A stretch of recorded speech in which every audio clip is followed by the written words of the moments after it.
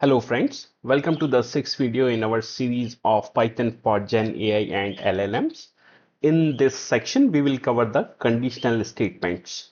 We will talk about conditional statements, what they are and why you need to use them. And then we will talk about three main conditional statements. First one is if, second is if else, and third is if elif else ladder. So elif is it stands for else if, right? So if you have to validate multiple conditions one by one, you have to use elif. And then we'll talk about nested conditional statements.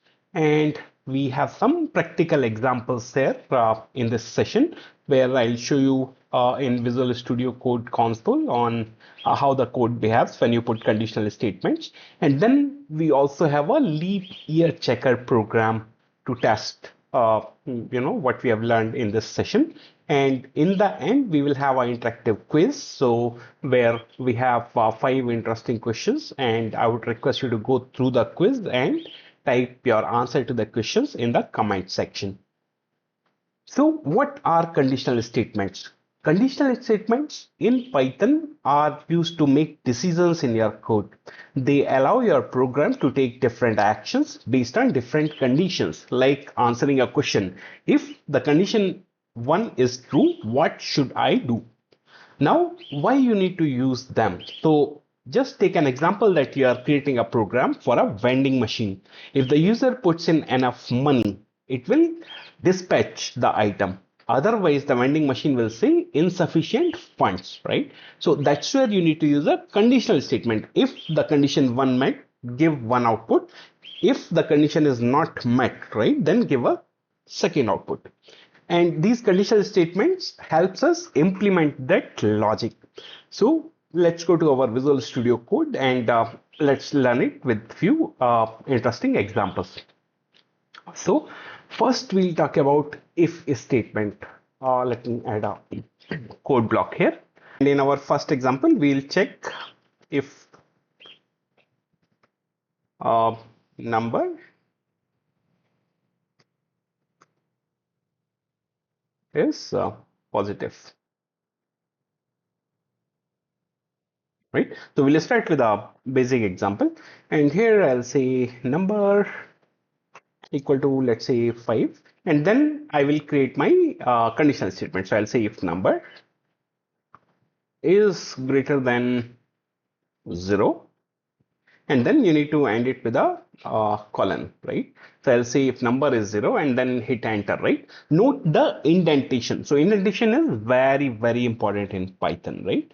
So here I'll say the number is positive, or rather let's print the number also here. So I'll say print, and then I'll add the bracket, and then I'll say F, and then I'll print the number that is there. So, and I'll type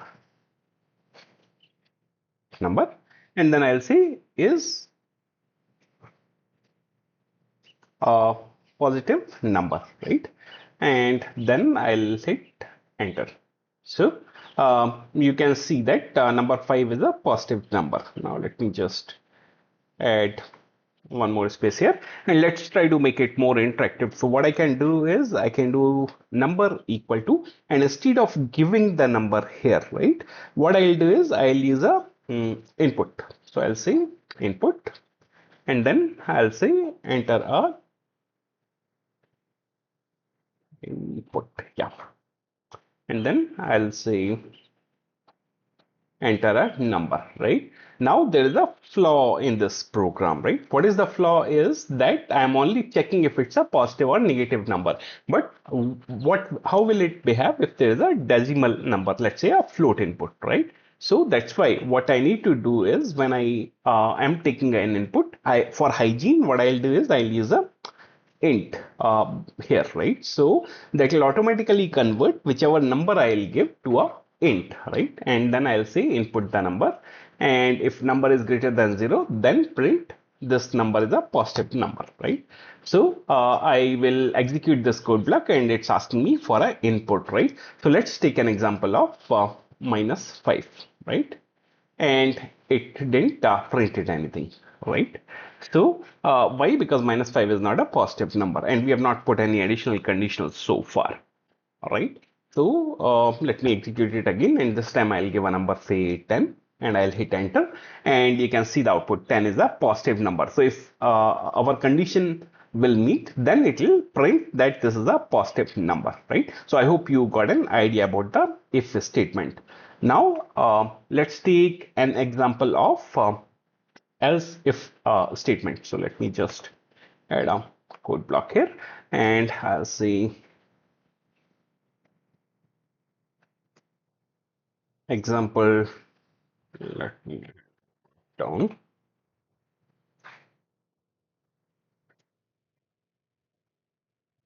Example 2, if else statement. Okay. So let me add a code block here. And in this example, we'll check if a number is even or odd, right? So I'll say hash check if a number is even or odd, right? And then I'll say number equal to, and we'll take input from the end user, right? So I'll say number equal to int input, and then enter a number, right? And then I'll put a condition here. So I'll say if number modulus 2 is equal to 0. So you remember the section where we covered conditional statement. If you have not gone through this playlist, I would suggest you start from the first video where we'll talk about how you can install VS Code and Anaconda and get started with the learning. So here I'll say if modulus of 2, right, is equal to 0, then the number is even, right? So I'll hit enter and I'll say print the number is a even number. Now we'll use the else condition. So to use the else condition, right, I'll come back here. Now keep in mind, right, that we can do a nested loop, but for now we are not using a nested loop, right? So the else should be where if is written. So I'll say else, and then I'll say print this number is a odd number, right? And let me execute the code here. So it will ask us for a number, and I'll say let's enter 13, and you can see the output 13 is a odd number, right? So that's how you use if else statement. If the condition is true, then print one thing.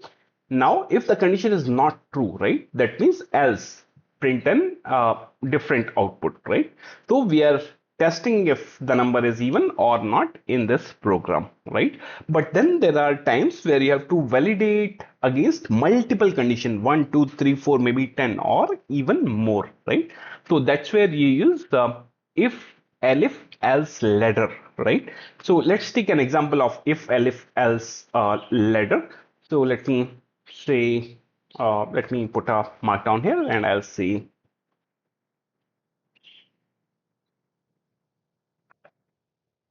example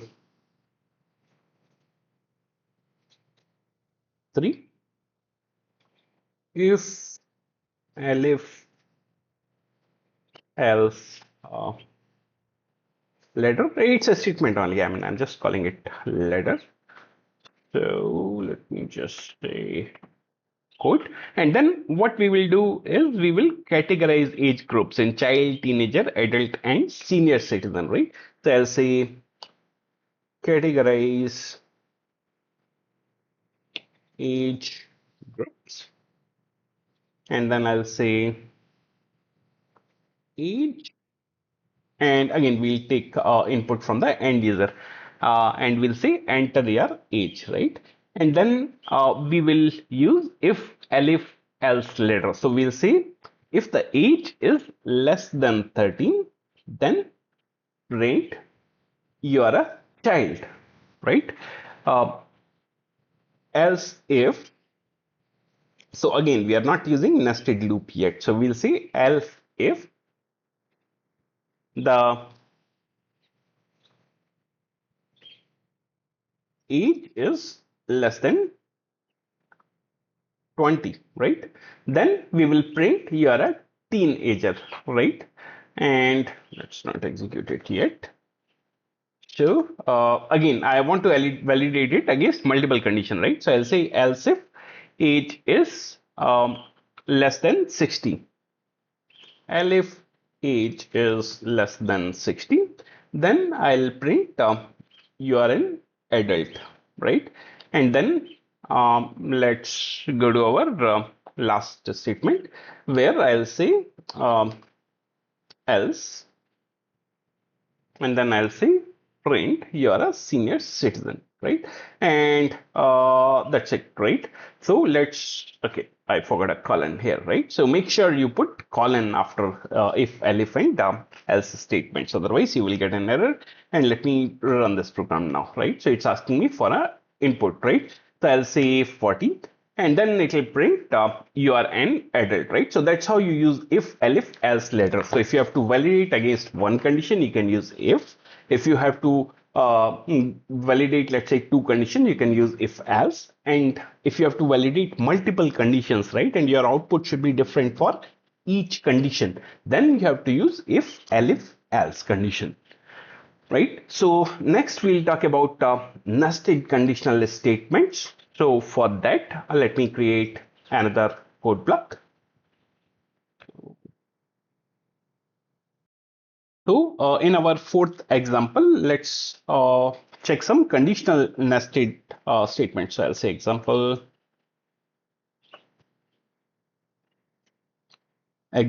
4, nested conditional statements.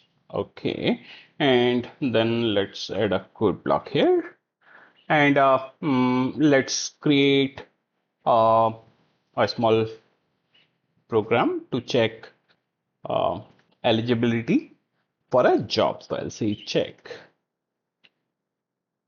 eligibility for a job based on age and experience, right? And here I'll hit enter.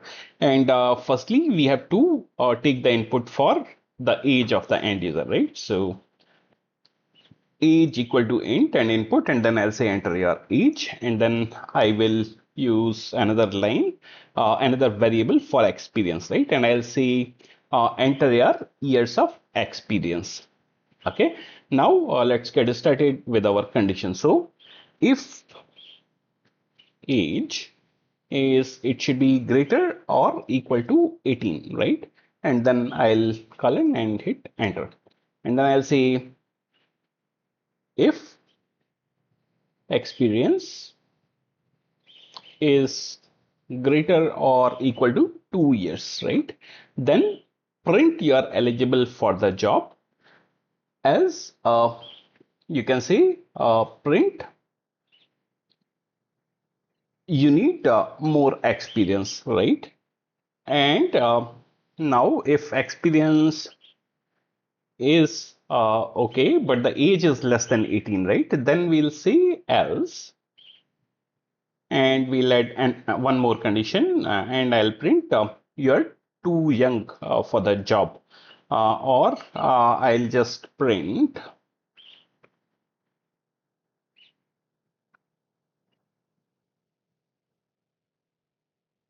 you must be at least 18-year-old to apply for this job, right? And let's try to execute this program and see how it works. So first it's asking me to enter my age. Let's see, my age is 19-year-old, right?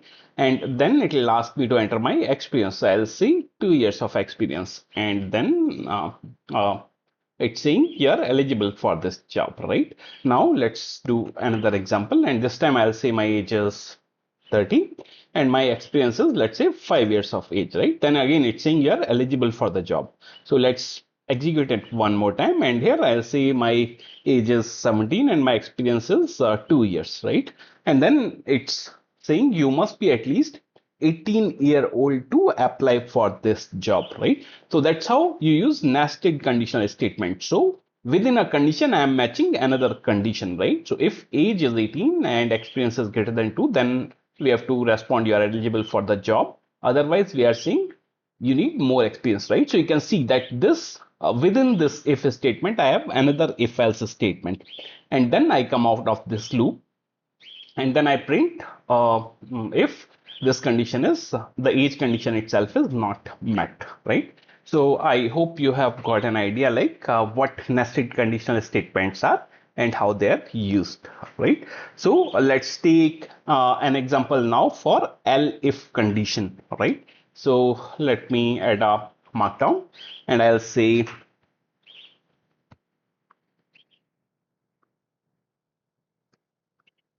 example 5 and let's create a grading system for now. So I'll say grading system and I will add a code block now.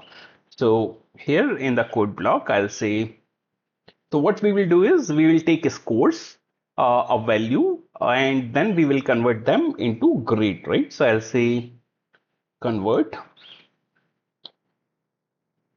score to grade. Okay, and then let's start writing the code, right? So I'll say score and we'll take inputs for score value. Score equal to int input, enter your score, right?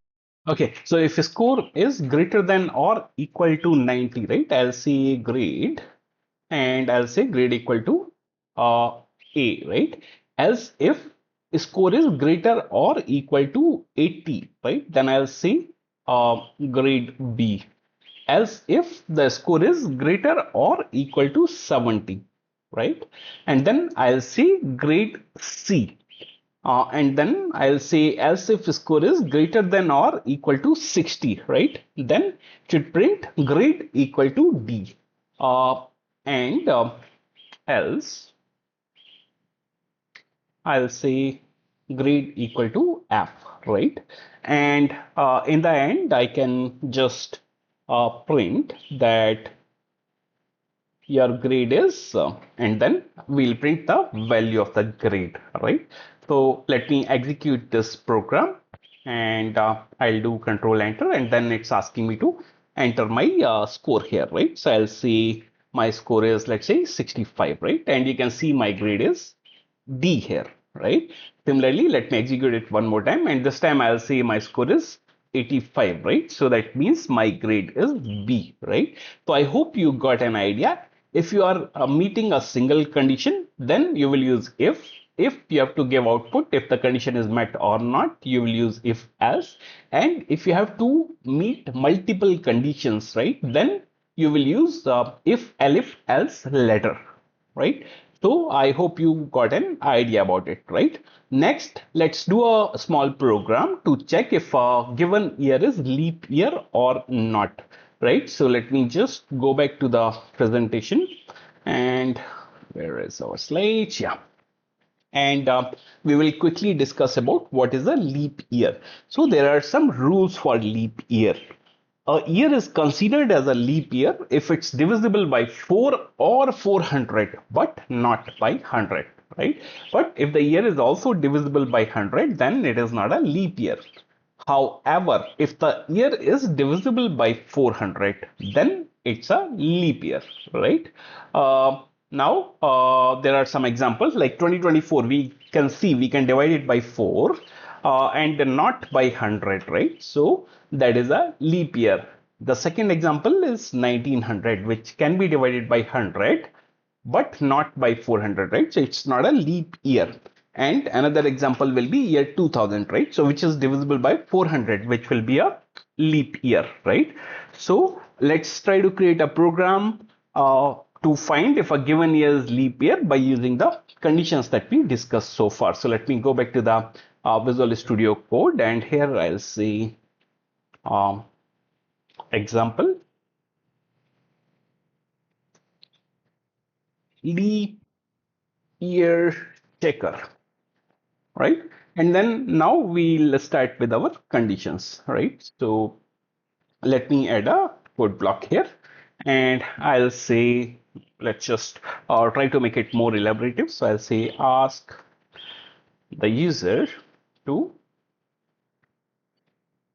enter a year and convert it to an integer, right? So I'll say year and then int input, enter a year, right? So we are converting the value that is given there, right?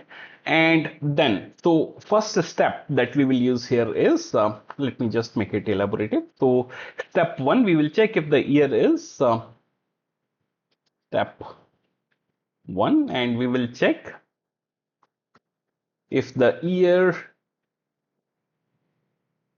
is not divisible by 4, right? So I'll say if year modulus 4 is not equal to 0, right? Then definitely it's not a leap year, right? So we are clear about it, right? So if we cannot divide it by 4, then it's definitely not a leap year, right? Now let's go to the second step. And in the second step, right, I'll say hash step 2, check if the year is divisible by 4 but not divisible by 100. Let me just add some space here, right? So here I'll say elif and then year modulus 100 not equal to 0, print the year is a leap year, right? And then let's go to step 3, and I'll say step 3, check if the year is divisible by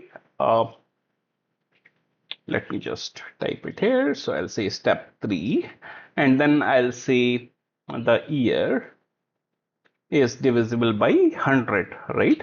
So now check if it's divisible by 400. So I'll say elif year modulus 400 equal to 0, which means it's divisible by 400. Print the year is a leap year, right? So our last step, or step 4, will be if the year is divisible by 100 but not divisible by 400. So there we'll say else, right? So we are ending our conditions with this one, and we'll print the year is not a leap year, right? And then we will try to execute the code, right? So I hope you understood what we are doing here. If not, I would suggest you to recreate this program on your own. Maybe you can use a different method. You can use a conditional loop. So and then you can execute this program. So let me execute this program, right? And it's asking me to enter a year, right? So let me enter a year here. Let's say 2020, and then 2020 you can see is a leap year, right? Similarly, let's enter another year. I'll say maybe 2100, right? 2100 is not a leap year because it's divisible by 100 and not by 400, right? So I hope you got an idea in terms of how you can create different conditional statements, and how you can use them in your programming, right? Now I have a few queries for you. So there is a small fun quiz which is there, and please put your answer in the comment section below. I'll give hearts to anybody who puts the right comment so that others know what the right answer should be. Okay, so first question is, what will be the output of this code if number equal to 10, right? So if number modulus 0 equal to 0, we have to print even, else we have to print odd. So I'll suggest you go to your VS Code, execute this code, test the condition, and then you respond which of them is correct answer. Let's go to our second question. So in this question, right, you have to respond which keyword is used to check multiple conditions in Python. Is it else if, or else if as one word, or elif, or if else, right? So put your answer in the comment section.